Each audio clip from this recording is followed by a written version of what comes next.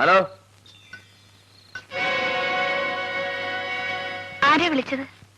Ring ചെയ്ത പോലെ തോന്നി. എടുത്തപ്പോ ഡെഡായി. നമ്മുടെ ടെലിഫോൺ നാറികളും.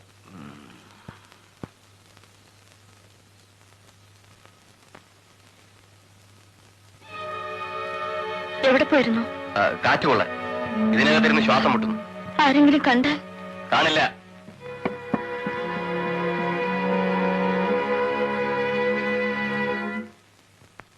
നിങ്ങൾ കൊണ്ടുവന്ന 50,000 കൊണ്ട് എന്റെ കാര്യം നടക്കില്ല.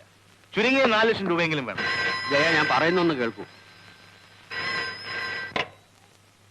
യെസ്, ഞാനാ സത്യരാജ്. നീ എവിടുന്നാ വിളിക്കുന്നത്? നിങ്ങൾ എന്നെ കൊണ്ട് പൂട്ടിയിട്ട ഇല്ലെന്ന് തന്നെ. ഇവിടേക്ക് ടെലിഫോൺ അപ്ലൈ ചെയ്ത് വാങ്ങിക്കാൻ പ്രയാസമാണെന്നല്ലേ പറഞ്ഞത്? അത് ഞാൻ തന്നെ സംഘടിപ്പിച്ചു. എങ്ങനെ? ഞാൻ വിശ്വസിക്കില്ല.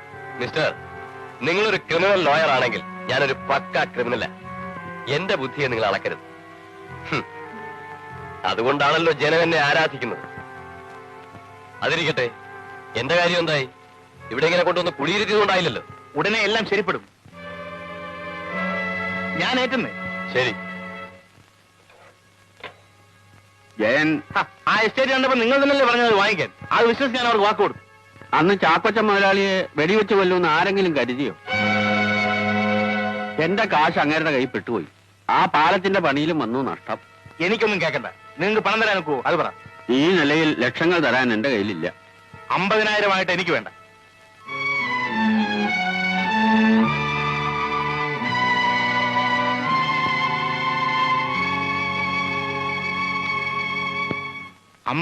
ഉലുവയായിട്ട് വന്നിരിക്കുന്നു ദരിദ്രവാസി. ഞാനൊരു പിച്ചക്കാരനാണെന്ന് കരുതിയോ നിന്റെ തന്ത? യോഗ്യനാണെന്ന് ധരിച്ചതാ തെറ്റിയത്. എന്താ നീ പറഞ്ഞത്? അല്ലെങ്കിൽ അത്രയേറെ സ്ത്രീധനം തന്നെ നിങ്ങളുടെ കൂടെ ഇറക്കി വിടില്ലായിരുന്നു. പിന്നെയും കാറിനും എസ്റ്റേറ്റിനും വേറെ എത്ര ആവശ്യം പറഞ്ഞ് നിങ്ങൾ വാങ്ങിച്ചു? ഇപ്പോഴും ചോദിക്കുന്നത് ലക്ഷങ്ങളല്ലേ? നാണമില്ലാതെ. കല്യാണത്തിന് മുമ്പ് പോലീസ് ഇൻസ്പെക്ടർ കൂടെ അഴിഞ്ഞാടിയ നീയാണടി നാണം കെട്ടവൾ. എനിക്ക് കഞ്ഞിക്ക് വകയില്ലാഞ്ഞിട്ടല്ല, അതിന്റെ നഷ്ടപരിഹാരമാണ് ഞാൻ എന്റെ അച്ഛനോട് ചോദിക്കുന്നത്. ഒരു സെക്കൻഡ് ഹാൻഡിനെ എന്റെ തലയിൽ കെട്ടിവെച്ചതിനുള്ള കോമ്പൻസേഷൻ.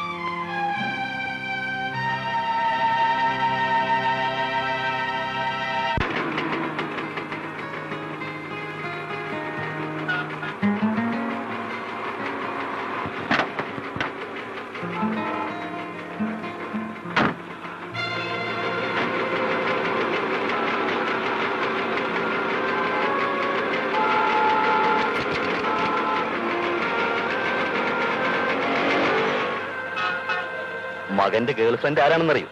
സീതയില്ലേ? ഞാനും തിരുവനന്തപുരത്ത് കൊണ്ട് കുഴപ്പമായ അവളുടെ അനുജത്തി. ചേച്ചി വിളി എന്താണെന്ന് അറിയാമല്ലോ. വിൻസെന്റ് മകനെന്ന് ഉപദേശിക്കണം. ഈ പോക്ക് നമ്മല്ല.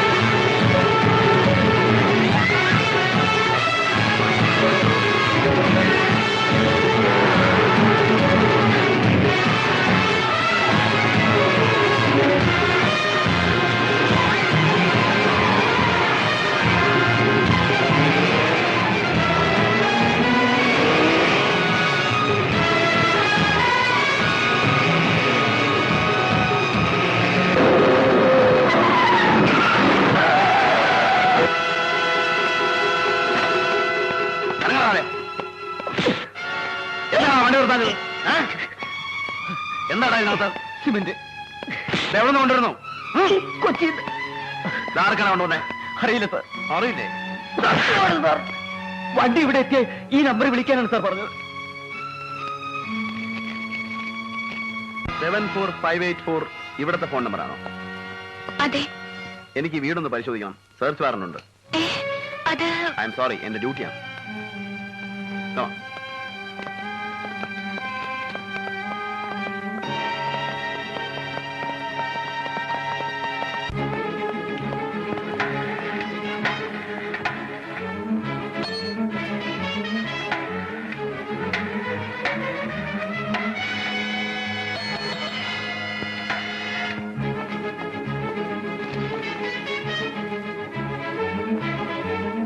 Hello, advocate ജയചന്ദ്രനുണ്ടോ?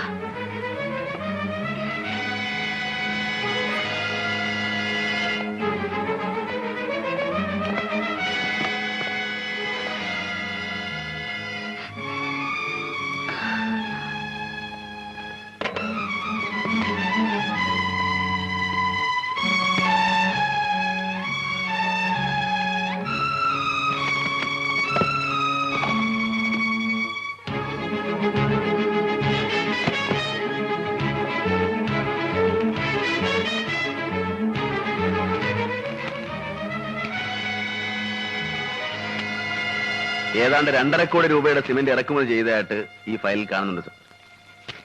ഒരു ധർമ്മസ്ഥാപനത്തിന്റെ പേരിൽ ഇറക്കുമതി ചെയ്ത ഈ സിമന്റ് അത്രയും സ്വകാര്യ ഏജൻസികൾക്ക് ബ്ലാക്കിൽ വിറ്റതായും രേഖയുണ്ട്. ചാക്കോച്ചന്റെ കൊലപാതകവുമായി ഇടപാടുകാർക്ക് ബന്ധമുണ്ടെന്ന് സൂചിപ്പിക്കുന്ന ഏതാനും എവിഡൻസുകൾ ഈ ഫയലിലുണ്ട് സർ. I see. കണ്ടിടത്തോളം അത്ര നിസ്സാരന്മാരല്ല ഇതിന്റെ പിന്നിൽ. പെട്ടെന്ന് കൈകാര്യം ചെയ്ത് അവസാനിപ്പിക്കാവുന്ന ഒരു കേസുമില്ലത്. ബാലു, ഇത് സംബന്ധിച്ച് മറ്റു വല്ല റെക്കോർഡുകളും തന്റെ കയ്യിലുണ്ടോ? ഇല്ല സർ, ഞാൻ എല്ലാം ഏൽപ്പിച്ചു. Good.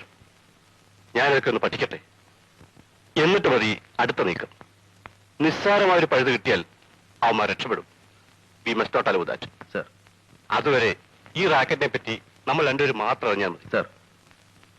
Anyhow you have done something very commendable Balu. Please keep it up. Thank you sir.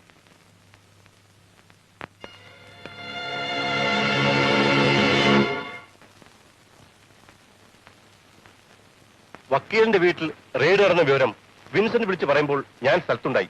ഇല്ലായിരുന്നെങ്കിലോ? That Balaram is a daredevil. മുൻപും പിൻപും നോക്കാത്ത പ്രകൃതമാണ് മനുഷ്യന്. കംപ്ലീറ്റ് റെക്കോർഡ്സിനെ ഏൽപ്പിക്കാൻ പറഞ്ഞപ്പോൾ നമ്മുടെ ഭാഗത്ത് നേരെ കൊണ്ട് തന്നു. ഇനിയെങ്കിലും ഇത് ഭദ്രമായിട്ട് സൂക്ഷിച്ചു വെക്കും. ഇയാളുടെ കാര്യപ്രാപ്തി വിൻസെന്റും ചന്ദ്രാജിക്കും ബോധ്യമായില്ല. അത് കുമാർ സാർ പറയുന്നത് പോലെ ഞാൻ വടക്കട വക്കീല്. കോടിക്കണക്കിന് രൂപയുടെ തിരിമറിയ. അതിൽ ഉയരി പണയം വെച്ച മറ്റുള്ളവർ പലതും മറക്കുന്നത്. കൂട്ടത്തിൽ 5-6 ലക്ഷം കടലാസ് ഒതുക്കി വെക്കാൻ പ്രാണിയില്ലാത്ത ഇയാളുടെ ന്യായപ്രസവമൊന്നും കേൾക്കണ്ട.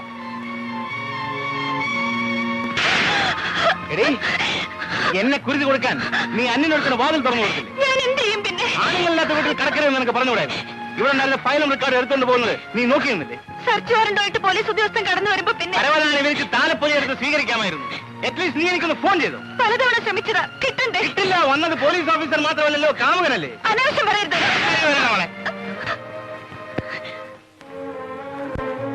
അനാവശ്യം. ഈ വീട്ടിൽ ഫയലും റെക്കോർഡും മാത്രമല്ല, നിന്നെയും ഞാൻ സൂക്ഷിച്ചു വെച്ചിരിക്കുക. ഞാനില്ലാത്തപ്പോൾ അവൻ ഇനിയും കടന്നു വന്നാൽ നീ അതിനും വാല് തുറന്നു കൊടുക്കുമല്ലോ.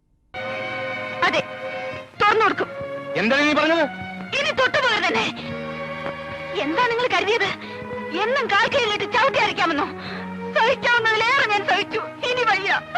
തരം കെട്ടിയാൽ അന്യപുരുഷന് വാതിൽ തുറന്നു കൊടുക്കുന്നവളാണ് സ്വന്തം ഭാര്യ എന്ന് കരുതുന്ന നിങ്ങൾ. ആളാണെങ്കിൽ എന്നെ അടിച്ചിറക്കണം. അതിനുള്ള നട്ടല് നിങ്ങൾക്കില്ലെങ്കിൽ ഞാൻ തന്നെ ഇറങ്ങാം. മതി, മനസ്സില്ല. എനിക്കിനി നിങ്ങളുടെ കൂടെ ജീവിക്കാൻ മടുത്തു.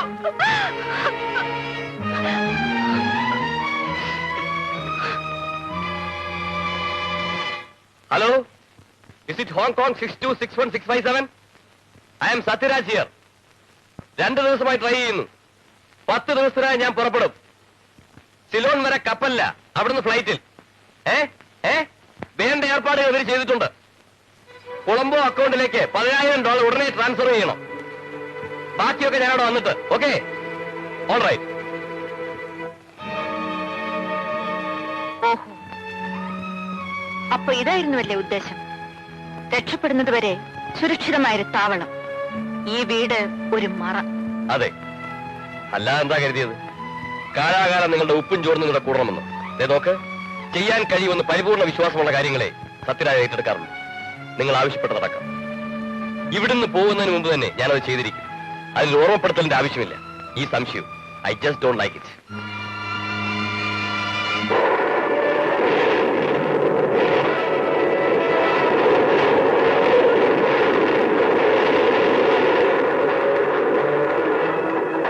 ജ്യോതി,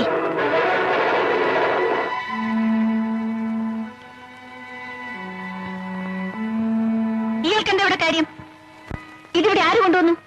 ബെന്നി. എടുത്തോണ്ട് പോടോ. കൊണ്ടുപോകാനല്ലേ, ഞാനിത് ജ്യോതിക്ക് പ്രസന്റേഷനായി കൊടുത്തതാ. തന്റെ പ്രസന്റേഷൻ? ചേച്ചി, ബെന്നി അവമാനിക്കരുത്. ഞാൻ വിളിച്ചിട്ട് എന്റെ ഗസ്റ്റ് ആയിട്ടാ ബെന്നി വന്നിരിക്കുന്നത്. ആണോ?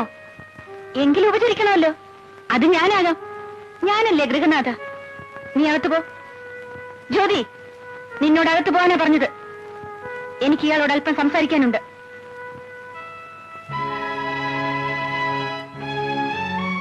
ഇത്രയും വലിയൊരു സമ്മാനം എന്റെ അനിയത്തിക്ക് കൊടുക്കാൻ മാത്രം നീ അവളും തമ്മിലുള്ള ബന്ധം? ഞങ്ങൾ തമ്മിൽ സ്നേഹമാണ്. എടോ, വില കൊടുത്ത് വാങ്ങാൻ കഴിയുന്ന സ്നേഹം പുരുഷന്, നിന്നെപ്പോലൊരു പണക്കാരന്റെ മകന് വലിയൊരു ക്രെഡിറ്റ് ആണ്. ആ സ്നേഹം വിറ്റ് ജീവിക്കാൻ എന്റെ അനിയത്തിയെ ഞാൻ വിട്ടുതരില്ല. അതിനുവേണ്ടിയല്ല ഞാൻ അവളെ വളർത്തുന്നത്. ചേച്ചി, കാര്യം കാണാനാണെങ്കിൽ ഈ പാവം പെണ്ണെന്തിന്? ഞാനല്ല ബെറ്റർ ചോയ്സ്. നിങ്ങൾ എന്നെ തെറ്റിദ്ധരിച്ചാണ്. ജ്യോതി ആ നിലയ്ക്കല്ല ഞാൻ ഇഷ്ടപ്പെടുന്നത്. പിന്നെ വിൻസെന്റ് മുതലാളിയുടെ മകൻ എന്റെ അനിയത്തിയെ കല്യാണം കഴിക്കുമെന്നാണോ പറഞ്ഞു വരുന്നത്? അതെ. നിന്റെ അപ്പൻ അതിനെ സമ്മതിക്കുമോ? നിന്റെ സമുദായം അംഗീകരിക്കുമോ? അവരെയൊക്കെ എതിർത്തുകൊണ്ട് എന്റെ അനിയത്തെ സ്വീകരിക്കാനുള്ള ചങ്കൂറ്റം നിനക്കുണ്ടോ? ഉണ്ട്. എങ്കിലത് ആദ്യം നടക്കട്ടെ. ജ്യോതിയെ കാണുന്നതും ഈ സ്നേഹം പ്രകടിപ്പിക്കുന്നതും എന്നിട്ട് മതി. മനസ്സിലായില്ലേ? മനസ്സിലായി. ഞാനോ പിഴച്ചവള. ഇനി ഒരു വീഴ്ച കൂടി താങ്ങാൻ ഈ പാവം കുടുംബത്തിന് കഴിയില്ല. ഞങ്ങളെ ഉപദ്രവിക്കരുത് ബെന്നി, പ്ലീസ്. അനിയൻ പോ.